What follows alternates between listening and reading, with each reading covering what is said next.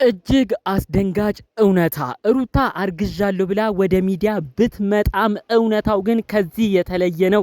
የጤና ባለሙያዎች ይህን ነገር እውነታ ስለመሆኑ የሰጡት ማስረጃ በውስጥ እየደረሰኝ ይገኛል።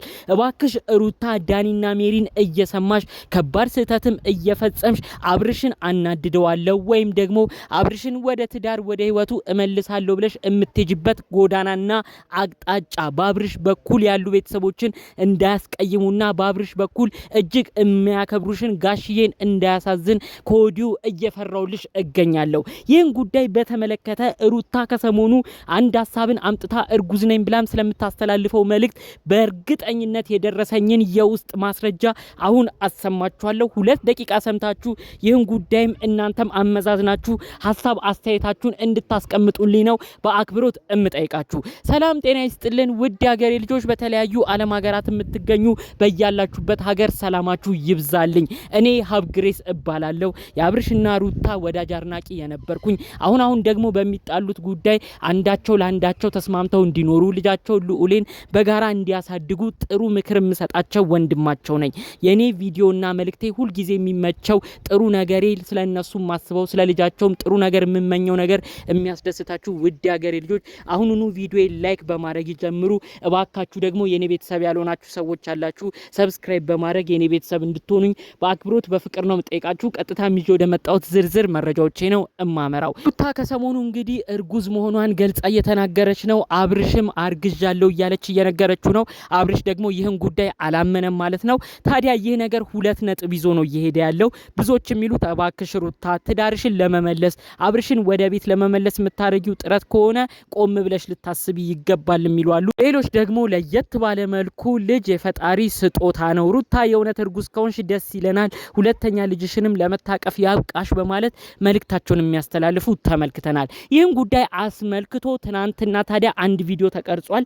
የአብርሽ ወንድም ሁለተኛ ልጅ ሊወለድ ነው ብሎ ወንድሙ አብርሽን እያሳመነው ወረቀትም እያሳየው ይህ የእርግዝናዋ ወረቀት ነው እያለን ቪዲዮ ተመልክተናል። ስለ ጉዳዩ አብርሽን ተጠራጥሮ እስካሁን ያልነበረ ወረቀት አሁን ከየት መጣ?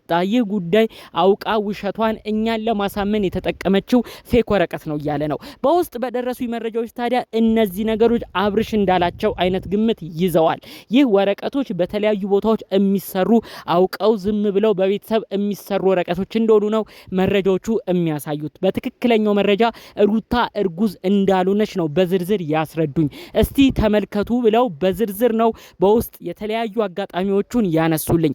ልክ ሩታ ልዑሌን ከወለደች በኋላ በተከታታይ በነበሩ ጊዜያቶች ላይ አብርሽ ለሷ የተለያዩ ስጦታ ሲሰጥ፣ ወርቅ ሲሰጣት፣ መኪና ሲገዛላት፣ የተለያዩ ነገሮች ሲያደርግላት አንድም ቀን ፈቃደኛውን አልተቀበለችም። ሁል ጊዜ በጭቅጨቃ በተለያዩ ንትርክ ነበር ትቀበለው የነበረው። በዛም አጋጣሚ አብርሽና ሩታ ሆድና ጀርባ ሆነው የአራስነት ጊዜዋን ራሱ መጥፎ ጊዜ ነው ያሳለፉት። ታዲያ በዛ ጊዜ ምንም አይነት ግንኙነት እንዳልነበራቸው በመግለጽ ነው በየትኛው ጊዜ ተገናኝተው ነው ይህ ነገር የሚፈጠረው። ሩታ አሁን የተጠቀመችው አብርሽን ወደ ትዳሩ እንዲመለስ ከሄርሜላ እንዲላቀቅ ልጅ የሱ ደካማ ጎንም እንደሆነ ስላወቀች አውቃ ነው ይህን ድራማ ፈጥራ ይህንን ጉዳዮችን አሳስባ ወደ ሚዲያ የመጣችሁ ብለው ነው በዝርዝር ያስረዱኝ።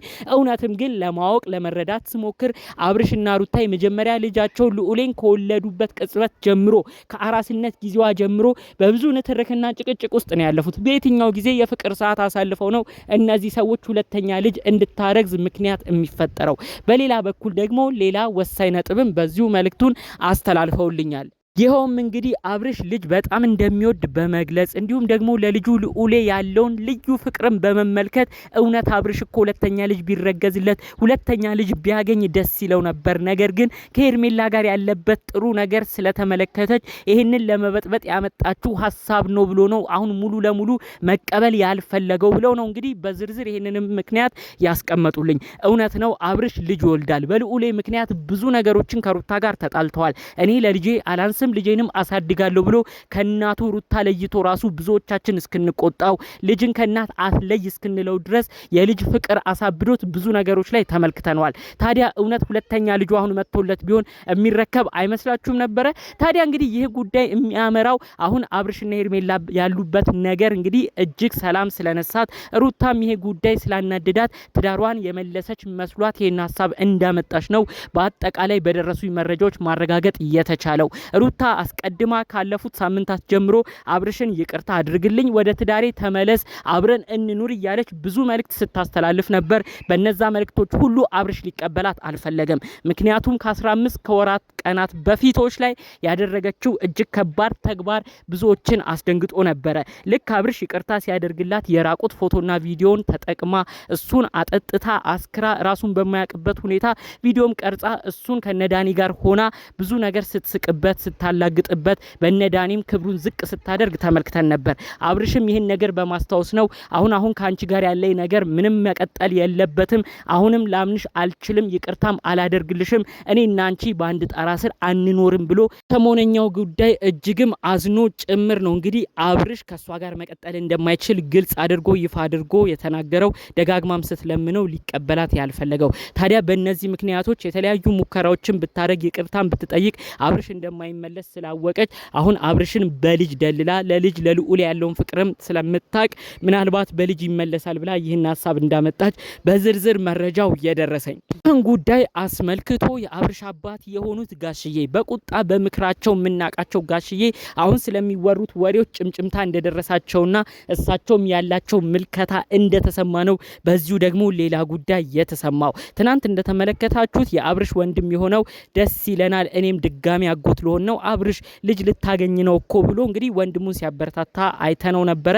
ነገር ግን አብርሽ ሊቀበል አልፈለገም። ይህ የውሸት ነገር ይሆናል ወንድም ያትሾድ እያለ ከወንድሙም ጋር ሲከራከር ሰምተናል። ታዲያ ከዚህ ጉዳይ ጋር ተያይዞ ዋና አባታቸው ቡታጅራ የሚገኙት አባታቸው እኔ ከዚህ በኋላ በልጆቹ መካከል ልገባ አልፈልግም፣ ነገር ግን የማይመስል ነገር ውስጥ ግን አብርሽም ሩታም እንዲገቡ አልፈልግም ብለው ነው ከባድ ውሳኔና መልእክታቸውን ያስተላለፉት። እባክሽ ሩታ አሁንም ቢሆን ልታውቅ የሚገባው አንድ ወሳኝ ነጥብ አለ። በአብርሽ በኩል አንቺ ጋር ጥሩ ቦታ ባይኖረውም አብርሽ ላንቺ አሁን ላይ ጥሩ ፍቅር ባያሳይሽም አብርሽ ቤተሰቦች በኩል ያሉት ታላቅ ወንድሙ እንዲሁም አባቱ ጋሽዬ አንቺን ያከብሩሻል፣ ጥሩ ቦታም ይሰጡሻል። እባክሽ ከአብርሽ ጋር ያለሽን ችግር እፈታለሁ እያልሽ እነሱን የሚያሳዝን በስተመጨረሻ ራሱ ውሸት ሆኖ አንቺም የምታፍሪበትን በድጋሚም ጋሽዬም አፍረው አንቺን የሚወቅሱበት ነገር ላይ ባትሳተፊ መልካም ነው ብዬ አስባለሁ። ይህ ሐሳብ ከነዳኒ ከነሜሪ ላይወጣ እንደሚችልም እገምታለሁ። በልጅ ደልለሽ አርግዣለሁ ብለሽም አብርሽን ወደ ህይወቱ መልሹ ብለው ይሄን ሐሳብ እንዳመጡልሽም ነው የምገምተው። ነገር ግን እነዳኒ የሚሰጡሽን ሐሳብ እየተቀበልሽ በኋላ ላይ የሚያከብሩሽን የአብርሽን ቤተሰቦች ራሱ የምታስቀይሚበት ነገር እንዳይፈጠር ነው መልእክቴን እማስተላለፍልሽ። አሁን አርግዣለሁ ብለሻል። ቀን ወደ ቀን እርግዝናሽ የማይጨምር ከሆነ እንዲሁም ደግሞ ከወራቶች በኋላ ልጅን የማትታቀፊ ከሆነ ይህ ዜናም የውሸት ከሆነ በድጋሚ ልባቸውን አንጠልጥለሽ ልባቸው እንዲሰበር የምታረጊው የአብርሽን አባት እናት ወይም ለልጅሽ አያት የሚሆኑትን ግለሰብ ነው። ስለዚህ እነዚህን ነገሮች ትኩረት ሰጥተሽ በደንብ በማመዛዘን ጋሽዬም ይቆጡኛል ብለሽ ከወዲሁ በማሰብ እንደዚህ አይነት ሐሳብ ላይ የእውነት እየተሳተፍሽ ከሆነ ከድርጊትሽ ተቆጥበሽ ቢቻል በሰላማዊ መንገድ የልጅሽን አባት እንድትመልሺ ከዚህ በፊት እንደምታረጊው ተግባር በሱ እንድትቀጥይ መልእክቴን ማስተላለፍ እፈልጋለሁ። ይህን ጉዳይ አስመልክቶ እናንተስ ምን አይነት ምልከታ ነው ያላችሁ? በጨዋነት ሐሳባችሁን ብታስቀምጡልኝ ደስ ይለኛል። ጠቅለል ባሉ መረጃዎቻችን ለዛሬ ይዘን የመጣ ነው ይህን ይመስሉ ነበር። በሌሎች ቪዲዮዎቻችን እስክንገናኝ ሰላሙን ሁሉ ተመኘሁላችሁ።